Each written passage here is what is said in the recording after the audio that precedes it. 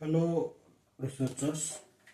हमारा जो टॉपिक चला हुआ था रिसर्च गैप। और उसमें हमने ऑलमोस्ट ये चीज़ें फाइंड आउट कर ली हैं कि रिसर्च गैप को हम किस प्रकार से आइडेंटिफाई करते हैं। हमने रिसर्च गैप को आइडेंटिफाई कर लिया, मगर फिर भी कुछ एक ऐसे चीज़ें होती हैं जिनको फिर भी हमें टेस्टिफाई करना होता है। क्या ये वास्तव में रिसर्च गैप है? अगर रिसर्च गैप नहीं है तो क्यों नहीं है? ऐसी कौन कौन सी चीजों को हम अवॉइड करते हैं कि जिससे हमारा जो रिसर्च गैप है वो सही हो। तो उस कंडीशंस में क्या होगा, हम आज एक चीज स्टडी करेंगे कि नोट ए रिसर्च गैप, कि हम इनको किसमें रिसर्च गैप में इंक्लूड नहीं करते। क्योंकि कई बार क्या होता है कि हम अपने आप ये मान लेते हैं कि जो मैं कर रहा हूं वो बिल्कुल ठीक है, जो अभी तक बाकियों ने किया वो गलत है। या फिर ऐसा क्या होता है कि आप कुछ नया करने की सोचते हो। एक सबसे मेन चीज क्या होती है, मैं इसके ऊपर भी जब भी आगे हम नई सीरीज शुरू करेंगे तो उसमें हम रिसर्च के बारे में जरूर स्टडी करेंगे कि what is the meaning of research. Research का मतलब होता है पुनः खोज करना, to find out new facts. कोई नए फैक्ट्स हैं या फाइंडिंग्स हैं या आइडियाज हैं, उनको इनकॉर्पोरेट करना जो पहले से हमारी नॉन नॉलेज है। ये नहीं है कि अगर आप कोई नई चीज लेके आते हो तो उसको बोलते हैं इनोवेशन, कि आपने कुछ चीज इन्वेंट कर दी। मान लो कि थॉमस एडिशन ने है वो बल्ब बनाया था, तो वो क्या कहेगा कि जी ये मेरी रिसर्च है, वो कहते हैं जी उसका इनोवेशन है। ठीक है, तो सेम कंडीशंस में यहां पर क्या होगा कि आप लोगों को कुछ एक चीजों से बचना होगा जब भी आप लोग किसी भी रिसर्च गैप के बारे में बात करते हो। तो जो सबसे पहली चीज क्या होती है वो ये होती है कि no one has studied this. आप लोग कोई भी चीज उठाते हो वो तो आपके माइंड में एक ही चीज आती है कि जी मैं एक ऐसा काम, एक ऐसे चीज के ऊपर रिसर्च करूंगा जो आज तक किसी ने ना की हो। क्योंकि इस फेज से मैं भी गुजरा हूं। मैं भी क्या सोचता था कि मैं एक ऐसे टॉपिक के ऊपर काम करूंगा जो कि आज तक किसी ने ना किया हो।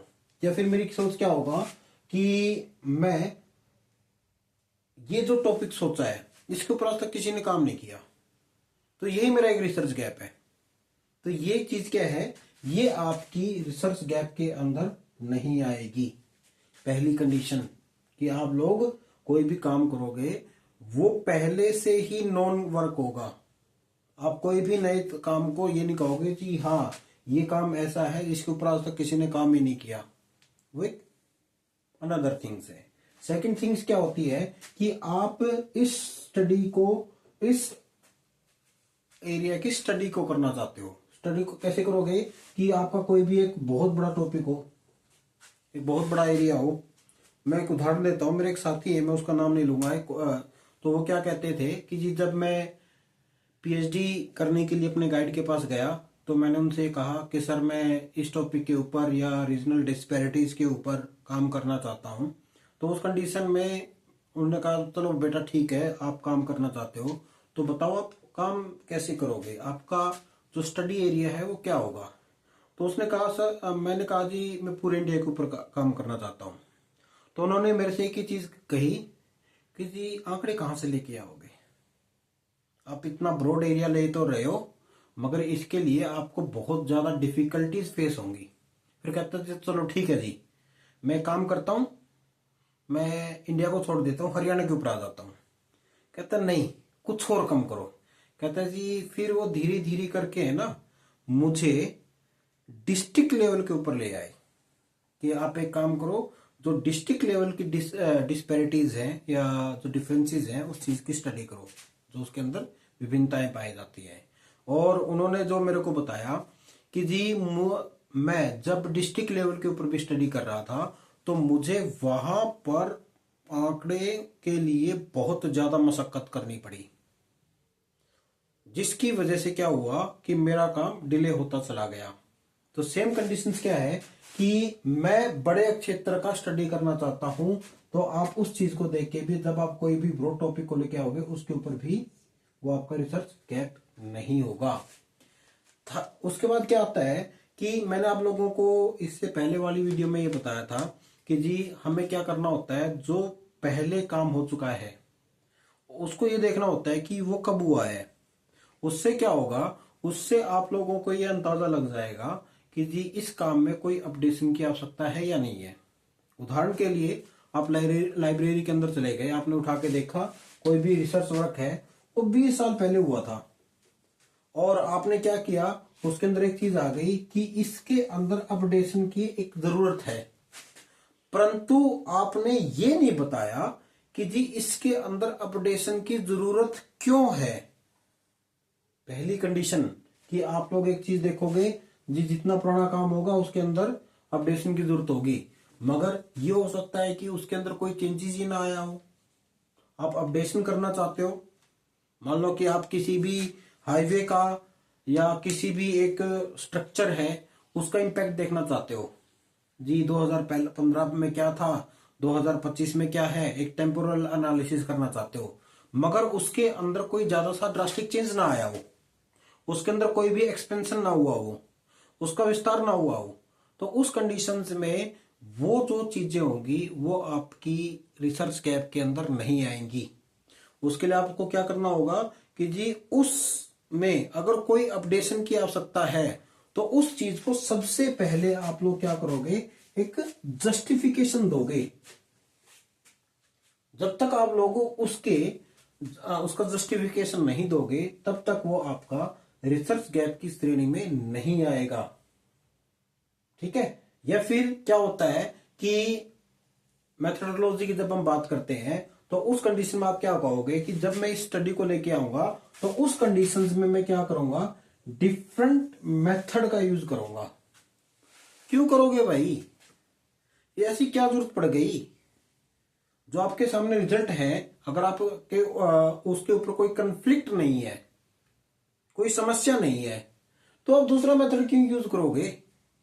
तो आपको यहां पे भी क्या करना पड़ेगा, यहां पे भी जस्टिफिकेशन देना पड़ेगा।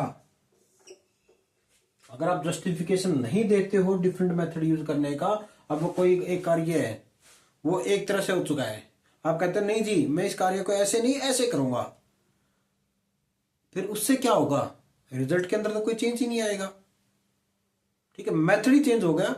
मेथड चेंज होने से क्या होता है, जबकि यहां पर हम एक न्यू आइडियाज की बात कर रहे हैं, तो उस कंडीशन में जब भी आप एक चीज कहते हो कि जी मैं इसमें अलग मेथड का यूज करूंगा, that is not included into research gap.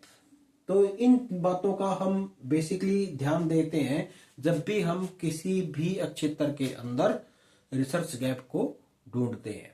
उसके बाद जो नेक्स्ट बात आती है कि हम किसी भी रिसर्च को वैलिडेट कैसे करते हैं, रिसर्च गैप को, कि आपने रिसर्च गैप ढूंढ लिया, ढूंढने के बाद आपको क्या करना होगा, उसको वैलिडेट करना होता है। वैलिडेट कैसे कि जी ये क्या, ये रिसर्च गैप बिल्कुल सही है। पहली कंडीशन वो क्या होगी कि आप लोग जो भी रिसर्च गैप होगा उसको ये चीज देखोगे, क्या वास्तव में ये अनएड्रेस्ड है, क्या इसके ऊपर वास्तव में अभी तक कोई कार्य नहीं हुआ, क्या इसके बारे में आज तक किसी ने कोई भी बात नहीं की। तभी तो एक चीज बोली जाती है कि जब भी आप रिसर्च गैप ढूंढते हो तो उस कंडीशन में लास्ट 5 ईयर का लिटरेचर की ही स्टडी करो।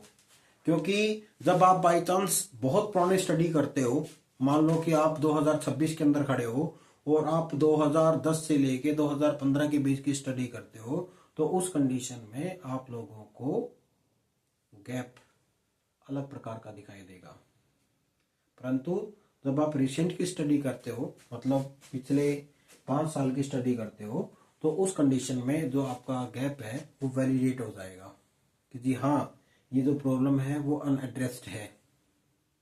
अगर आप पुराने समय की उठाते हो तो हो सकता है इतने समय में किसी न किसी ने उस चीज के ऊपर काम कर दिया हो। सेकंड थिंग क्या है, क्या वास्तव में वो सिग्निफिकेंट है, मतलब जो आपकी जो प्रॉब्लम है क्या वास्तव में वो एड्रेसेबल है, सिग्निफिकेंट है, उसके ऊपर काम किया जा सकता है, उसके पीछे हमारे जो भी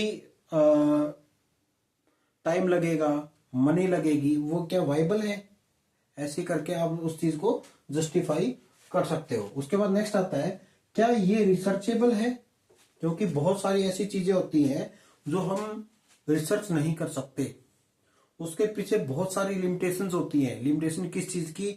मे बी मैन पावर की, मे बी डाटा की, मे बी और अदर एडमिनिस्ट्रेटिव प्रॉब्लम्स हो सकती है कि आप लोगों को उससे संबंधित कोई सपोर्ट ना मिले। तो उस कंडीशंस में जब भी आप कोई भी रिसर्च गैप को आइडेंटिफाई करते हो तो उस समय पर इस चीज का ध्यान रखा जाता है कि जो भी आपने रिसर्च गैप को आइडेंटिफाई किया क्या वास्तव में वो रिसर्चेबल है।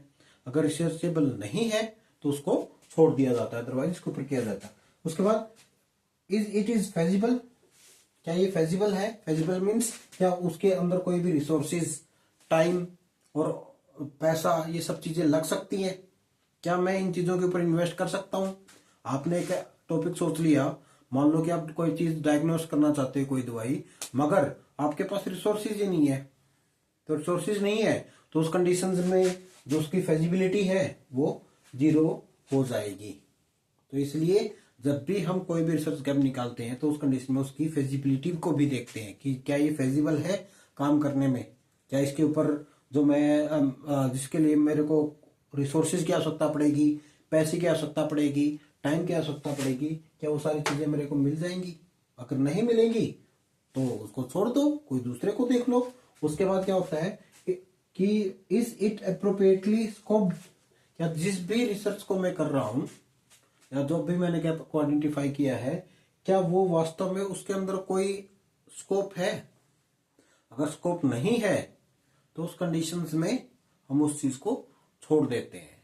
स्कोप का मतलब क्या होता है कि अगर मैं कोई भी चीज निकालता हूं, उदाहरण के लिए आप लोग एक चीज देखोगे कि जब भी आप लोग किसी भी यूनिवर्सिटीज के अंदर जाओगे या किसी भी पीएचडी वाले स्टूडेंट से बात करोगे तो आप लोगों से उनसे एक ही चीज पूछी जाती है कि जिसके अंदर स्कोप क्या है, आप ये पीएचडी क्यों कर रहे हो या रिसर्च क्यों कर रहे हो। तो इस प्रकार से उसमें क्या होता है, एप्रोप्रिएट स्कोप को देखा जाता है। उसके बाद क्या होता है कि इज इट थ्योरेटिकली ग्रुप्ड, क्या जो भी हम इसके ऊपर निकालेंगे रिसर्च तो उस कंडीशंस में क्या वो थ्योरेटिकली ग्रुप्ड है। थ्योरेटिकली ग्रुप्ड का मतलब क्या होता है कि वो आज के कंटेक्स्ट में जो समाज है उसके साथ लिंक होती है या नहीं होती है, जो भी नॉलेज है उसके साथ लिंक होती है नहीं होती है। अगर लिंक होती है तो हम उसके ऊपर रिसर्च करते हैं, अगर लिंक नहीं होती है तो उसके ऊपर हम रिसर्च नहीं करते।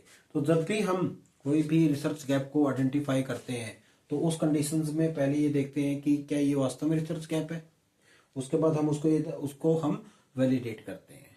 तो किसी भी रिसर्च के लिए रिसर्च गैप का होना सबसे पहली इंपॉर्टेंस होती है। और मैंने आप लोगों को इसके ऊपर 4 पार्ट में बताया कि किस प्रकार से हम किसी भी रिसर्च के अंदर रिसर्च गैप को आइडेंटिफाई करके उसको वैलिडेट कर सकते हैं। तो अगर आप लोगों को मेरे द्वारा बताई गई जानकारी अच्छी लगी हो, आप लोगों का ज्ञान बढ़ा हो, तो उस कंडीशन में चैनल को सब्सक्राइब कर लें, लाइक कर दें, अपने दोस्तों के साथ शेयर करें, उनसे भी बोलें कि सब्सक्राइब कर लें ताकि उन तक जब भी वीडियो डले सबसे पहले पहुंच जाए। बहुत बहुत धन्यवाद।